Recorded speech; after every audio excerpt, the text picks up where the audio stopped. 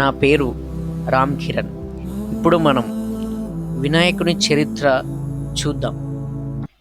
కైలాసంలో పార్వతీదేవి తన భర్తైన పరమేశ్వరుడు వస్తున్నాడని తెలిసి నలుగు పిండితో స్నానానికి సిద్ధమవుతుంది. తన స్నానానికి భంగం కలగకుండా నందీశ్వరుణ్ణి కాపలాగా ఉండమని చెబుతుంది. శివుణ్ణి చూసి నంది అక్కడి నుండి వెళ్ళిపోతుంది.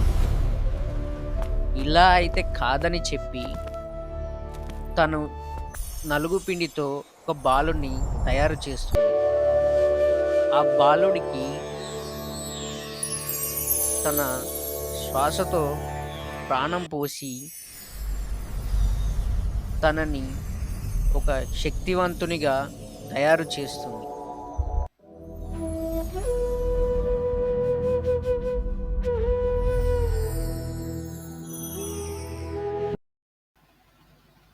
పార్వతీదేవి ఆ బాలుడితో నువ్వు ఎవరిని లోపలికి అనుమతించకు అని చెప్పడంతో ఆ బాలుడు తన తల్లి చెప్పిన మాటను విని ద్వారం దగ్గర కాపలాగా ఉంటాడు. అప్పుడు కైలాసం నుంచి వస్తున్న శివుణ్ణి తన తండ్రిని తెలియక బాలుడు లోపలికి అనుమతించడు. అప్పుడు ఇద్దరి మధ్య యుద్ధం మొదలవుతుంది. తన కుమారుడు అని తెలియని శివుడు ఆ బాలుడి శిరస్సును ఖండిస్తాడు.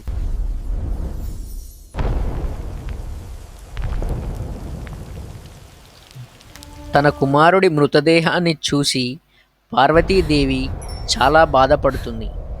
పార్వతి బాధపడడం చూసిన శివుడు నందిని పిలిచి ఈ ప్రపంచంలో ఏ జంతువు తూర్పున తలపెట్టి నిద్రిస్తుందో ఆ జంతువుని శిరస్సును తీసుకురమ్మని ఆజ్ఞాపిస్తాడు.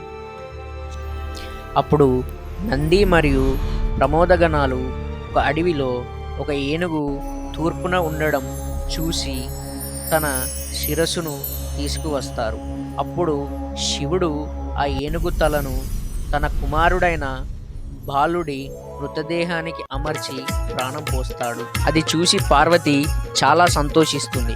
అక్కడ ఉన్న దేవతలు అందరూ మరియు శివుడు ఏనుగు శిరస్సును అమర్చారు కాబట్టి ఆ బాలుడికి విఘ్నేశ్వరుడు అని నామకరణం చేస్తారు.